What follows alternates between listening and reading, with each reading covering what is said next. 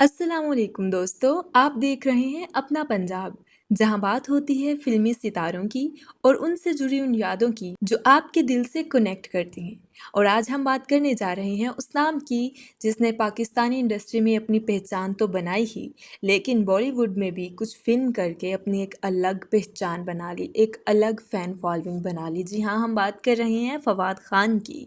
सवाल सिर्फ इतना सा है, क्या फवाद खान वापस बॉलीवुड में जाना पसंद करेंगे? फवाद खान का नाम सुनते ही एलिगेंस, क्लास और सुकून याद आ जाता है। उनका डेब्यू था फिल्म खूबसूरत, जहां उनका शायराना अंदाज और रॉयल लुक ने सबका दिल जीत लिया। फिर आई फिल्म कपूर एंड सन्स, जहां उन्होंने एक कम्प्लेक्स करैक्टर निभाकर एक्टिंग का असली मतलब दिखा दिया। लेकिन 2016 के बाद सब कुछ जैसे बदल सा गया।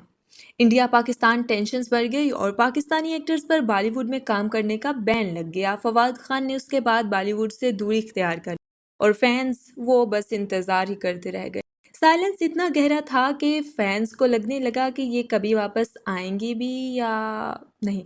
इंडिया हो या पाकिस्तान, फवाद खान के फैंस दोनों तरफ हैं। ट्विटर, इंस्टाग्राम पे लोग अक्सर लिखते हैं, we miss you in Bollywood, when is your come back.